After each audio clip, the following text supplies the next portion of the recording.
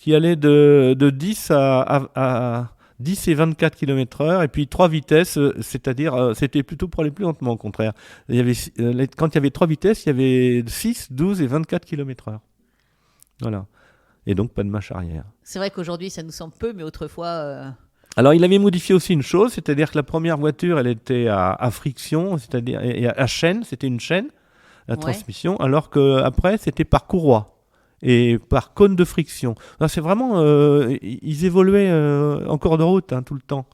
C'était ça. Le volant à crémaillère, c'était peut-être ça le nom que je recherchais tout à l'heure. C'était des volants, je pense. Et puis après... les roues, donc, articulées, à essieu, s'il appelait ça à essieu brisé. Alors, je ne sais pas ce que c'est. Mais il démarrait comment, cette voiture? Parce que nous, aujourd'hui, on prend une clé, on démarre.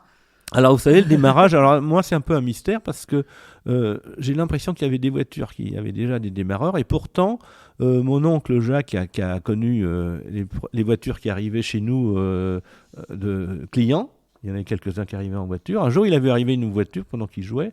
Et puis, il a vu le gars arrêter la voiture.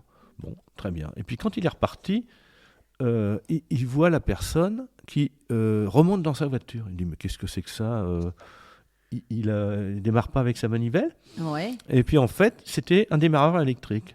Et donc, ça, c'était vers 1923, 1924. Alors, je sais pas. Mais enfin, moi, à l'époque, pour la Naftolette et la Charentaise, ils n'avaient pas de démarreur. Il fallait la manivelle. Voilà. Donc, ça, c'était un point. Alors, il y avait quand même, pour l'allumage, le démarrage, il y avait quand même une bobine, une pile, un accumulateur. Il fallait quand même un système électrique, c'est ça que je veux dire. Oui, on était déjà dans une invention très poussée, une vraie voiture. Tout ça, ça avait déjà été inventé, en fait. Les freins, alors le frein, il y avait 2 freins pour la Naftolette. Il y avait un frein à main et un autre à pédale. Donc un frein pied, quoi. Et pareil pour la Charentaise, il y avait 2. Alors là, il l'avait un peu modifié, frein à ruban, l'un au pied, qui freinait sur l'arbre des poulies, sur l'arbre à poulies, et l'autre à la main, qui freinait sur les essieux arrière. Donc c'était en fait, ils n'avaient pas le même point de freinage, les 2 types de freins. D'accord. Alors, du coup, le coût financier de création de cette voiture, la Charentaise, par rapport à la Naftolette? Alors, la Charentaise était un petit peu plus chère, puisque la Naftolette coûtait 2500 francs, et la Charentaise coûtait 2800 francs de base, et suivant les adaptations dont j'ai parlé tout à l'heure, moteurs différents, ou 2 moteurs, tout ça, on arrivait à 3500 à 5000 francs, pour le modèle 5 chevaux, par exemple. Ce qu'il faut s'imaginer, c'est que c'était des francs qui n'avaient pas du tout la même valeur que la nôtre. On pourrait multiplier par 10, je pense, la valeur. Oui, on n'était pas du tout sur les mêmes valeurs actuelles. C'était des francs or à l'époque. Quand vous alliez avec un louis d'or au marché, vous faisiez tout votre marché avec. Ouais. C'est pas du tout pareil. Donc, il a fallu faire de la pub pour vendre cette voiture. Il a fallu se faire connaître. Alors, comment a-t-il fait la pub? Alors, d'abord, il a commencé à parler de sa voiture avant même de l'avoir. Le premier article qu'il a fait, c'est un article qu'il a fait en 1899, en février, et où il parlait déjà dans le courrier des lecteurs que lui, il avait fait une voiture avec un mécanicien de Ruffec. Et ça, c'était en février. Enfin, ça confirme, disons, le souvenir familial qui nous dit que la voiture avait été inventée en 98. Autrement, il a fait un article complet sur la Naftolette. Et alors, c'est formidable parce qu'en plus, il a eu le droit à la première page et la photo de couverture. Ah, c'est oui. quand même la revue automobile de l'époque, qui est en fait la locomotion automobile. Vous avez... Ça, c'est la Charentaise, mais pareil pour la Naftolette. Il a eu à chaque fois la première page et la couverture. Oui, donc vous nous avez emmené la couverture du journal qui date du 30 novembre 1899. Alors ça, c'est pour la Charentaise. Et il y a eu donc 3 articles. Et à chaque fois, avec la présentation de la voiture dans le journal. Voilà, là, c'est écrit la Charentaise nouvelle Naftolette, système Pugnot et Brottier. Donc là, la pub, il l'a eu quand même. Alors, je vais même vous dire, ça a été efficace. Parce que c'est ça qui est assez remarquable. Et ça, moi, je l'ai amené aussi parce que, pour vous donner une idée, c'est les gens qui l'ont réclamé, la voiture. Il y a eu des gens en France, mais il y a aussi des gens à l'étranger. Des acheteurs étrangers de la naftolette et la charentaise. Alors bien entendu, la malhonnêteté, ça existait déjà à cette époque. Ce qui fait qu'il y a des gens qui ont demandé le moteur, qui ont demandé la machine, et puis qui ont copié, et qui n'ont jamais acheté la voiture. Ça existait. Donc, par exemple, pour vous donner une idée, le premier article qui est paru, donc je vous ai dit, c'était au Courrier des lecteurs, c'était en février 99. Après, il en a mis un le 1er mai 99 pour la naftolette, et puis un, comme vous disiez tout à l'heure, le 30 novembre, juste avant l'exposition de voitures. Ça a été la première exposition de voitures qui a eu lieu du 13 au 27 décembre 1899, Porte-Maillot, à Paris. Donc là, en fait, la première année, il n'y avait pas encore de salon de la voiture. Ouais. C'était le salon du vélo. Et on avait obtenu que les voitures puissent avoir une place. En fait, elles existaient depuis longtemps déjà, les voitures. Mais si vous voulez, il n'y avait jamais eu de possibilité de les exposer dans le salon des vélos. Jusqu'ici. Alors, à la suite de ça, beaucoup de gens demandent à voir la voiture, à avoir des échantillons. Il y a eu la société Maxwerk Art et Schwarz à Cologne, en Allemagne, qui fera l'objet d'ailleurs d'un litige pour récupérer un moteur envoyé en échantillon. Donc vous voyez comme les gens n'étaient pas très honnêtes. La société Motorrad und Fahrrad à Dresde, en Allemagne. Une autre société en Autriche. Une autre société en Hongrie. Une société à Saint-Pétersbourg, ça fait en Russie. Le tour du monde. Une société en Angleterre et en Irlande, à Londres, à Dublin, etc. Une société en Suisse, John Automobile, à Lausanne. Et une société en Belgique, à Anvers. Donc vous voyez, ça vraiment, il y a eu des demandes, si vous voulez. D'ailleurs, vous voyez, j'ai les en-têtes des gens, là, des lettres. Oui, je vois. Voilà. Donc c'est quand même très, très, très amusant, toutes ces demandes. Alors, ce qu'il y a, c'est que rapidement, il a été piégé, j'ai envie de dire. Parce que, si vous voulez, quand on a ça, il faut avoir derrière une grosse capacité à fournir. Et c'est là que je voulais un peu expliquer aussi, c'est qu'il a sûrement fait une erreur parce qu'il n'était pas du métier et qu'il n'a pas réalisé. Et donc, il avait des handicaps pour réussir. D'abord, les premiers pionniers qui datent d'après la guerre de 70 avaient déjà réalisé quelques prototypes. Comme Bollé, ils avaient de l'avance sur lui. Et ils avaient déjà des nouveaux modèles qu'ils avaient travaillés et qui furent exposés au moment de l'exposition de la Tour Eiffel. Ouais. Parce que ça, j'ai oublié de vous le dire aussi, c'est que quand il s'est marié, quand il est revenu, au bout de 7 ans, sa fiancée l'attendait depuis 7 ans, il s'est marié en 1883, et en 1889, il y a eu l'exposition universelle de la Tour Eiffel. Oui. Et on en a profité pour faire une exposition de voitures, à ce moment-là, avec des Bollé, des Benz, des Dion Bouton. Donc il a vu ça avec sa femme. Donc tout ça aussi, ça l'a travaillé, je dirais. Hein. Après, en 1890, il y a quand même un engouement assez important. Et c'est à ce moment-là qu'il décide de faire sa propre voiture. Mais c'est pas tout. Il était quand même plus facile pour un fabricant, quelqu'un qui voulait se lancer dans la fabrication de voitures, d'avoir quand même déjà un atelier de mécanique. Or lui, en tant que médecin, il n'avait pas d'atelier de mécanique. Donc il a fallu qu'il s'en trouve un. Ouais. Et on n'est jamais sûr des gens qu'on trouve, de la fiabilité des gens avec qui on va travailler. Donc ça, c'est le premier point.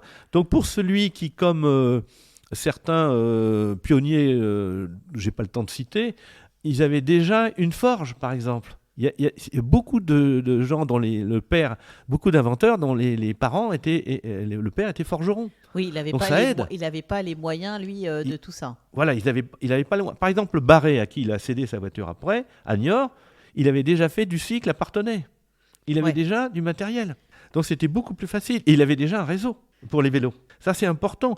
À Renault, ils étaient 3 frères. Ils étaient sur Paris. Donc, du point de vue livraison, c'était très facile. Il y avait le train, il y avait des tas de choses. Enfin, nous, on avait de la chance, on avait quand même le train Ruffec. Hein. Donc, il fallait s'associer. Ça, c'était un problème. Il y avait aussi l'argent. L'argent au départ. Il faut beaucoup d'argent pour tenir plusieurs mois quand on fabrique des prototypes. Pour payer les personnes, voilà. Et les employés. Ces prototypes, il faut les diffuser. Ouais. Dans 3-4 garages au moins en France, dans 4 régions, ce qui était presque impossible.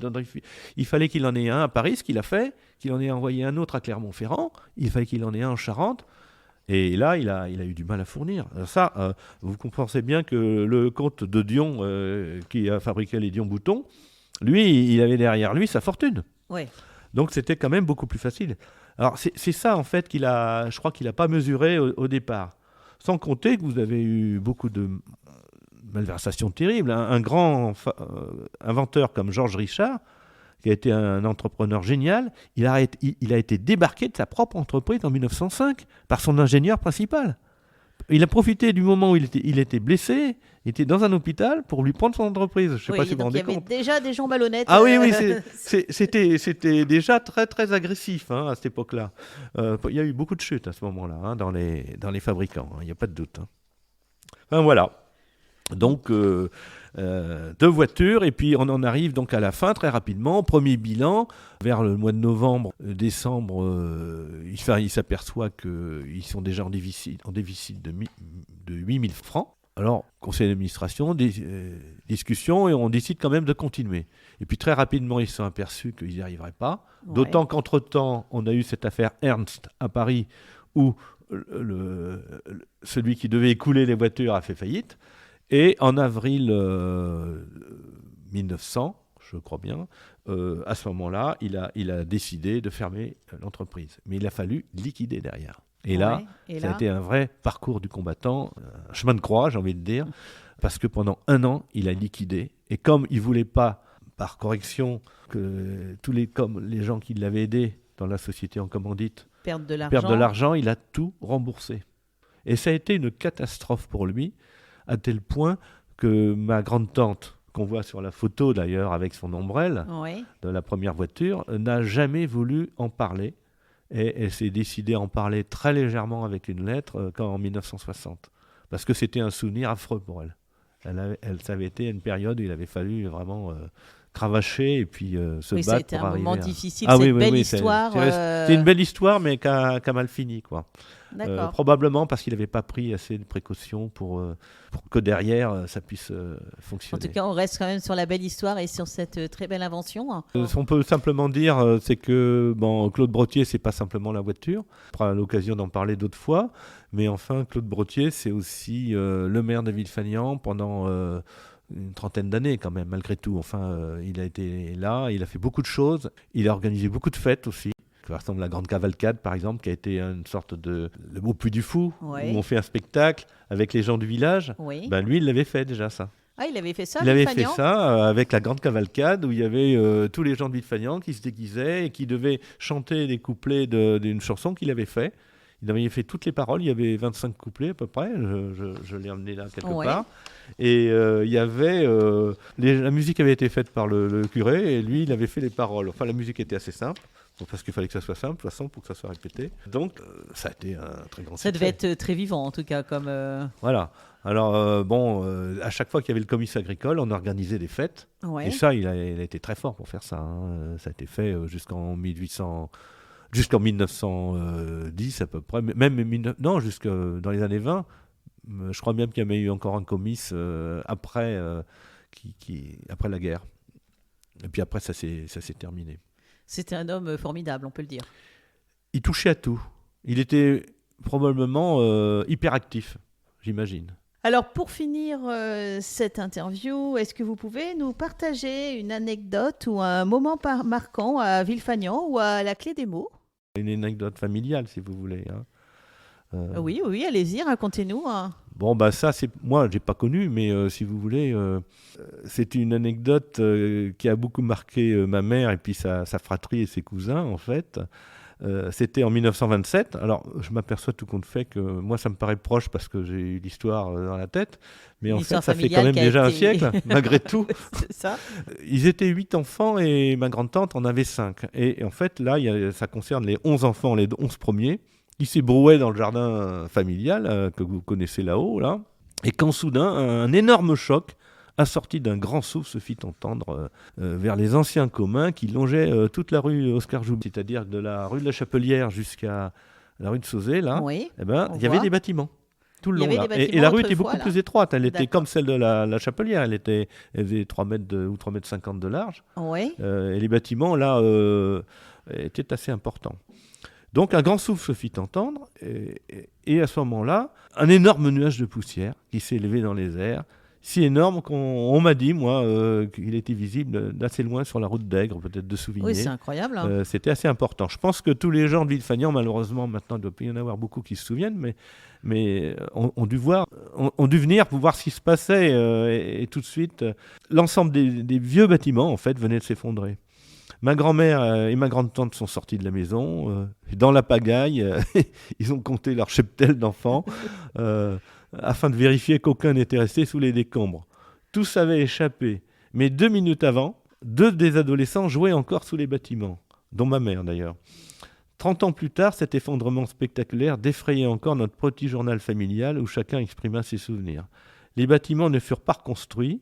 Et c'est à cette époque que la rue fut élargie de plus d'1 mètre. Et alors, en fait, ce que les gens ne savent pas, c'est que moi, j'ai un portail, là, qui se trouve dans la rue Joubert, mais en fait, le portail, au départ, qui était en bois, comme un grand portail en bois, se trouvait au coin. Oui. C'est-à-dire à la jonction entre la rue de Sauzet, la rue de Joubert et la rue du Temple. D'accord. Et du coup, maintenant, ça a été modifié. Après, ça a été modifié. Ils ont supprimé le portail du bout. Mon grand-père a fait une terrasse à ce moment-là. Et il a fait le portail et des portails sur les côtés. D'accord. Eh ben, merci beaucoup, Monsieur Carde, pour le temps que vous nous avez consacré et pour ces précieuses informations. Si vous voulez en savoir plus sur la Naftelette, sur la Charentaise, sur Monsieur Brottier, n'hésitez pas à venir à la bibliothèque et vous aurez les renseignements que vous souhaitez. Alors, je voudrais rajouter quand même quelque chose, c'est que, bon, d'abord, il y aurait beaucoup de choses à dire dans beaucoup de domaines au niveau de Villefagnan et de sa région, parce que moi, j'ai une famille qui est là depuis très très longtemps, en fait, je dirais depuis le XVIIe siècle. Et autrement, je voudrais en profiter, puisque la parole m'a été donnée, je vous en prie. Pour vous remercier, Isabelle, de donner la vie à ce lieu de rencontre qu'est la bibliothèque. Et puis, on n'y trouve pas seulement des livres, mais en fait, une occasion d'échanger aussi, de se voir, de faire des expositions, et peut-être quelquefois de discuter autour d'un café, qui sait. C'est vrai, on fait ça aussi. On aime beaucoup papoter d'un livre. Voilà. Alors moi, j'ai une histoire, je ne sais pas si un jour j'en parlerai, mais enfin, une histoire vraiment qui a défrayé la chronique au XIXe siècle, et qui a concerné un futur maire, et ça a été un drame amoureux, qui a fait courir toute la région d'Aigre, Mansle, Ruffec et Villefagnan. Dites-en-nous un petit peu plus maintenant que vous nous avez mis l'eau à la bouche.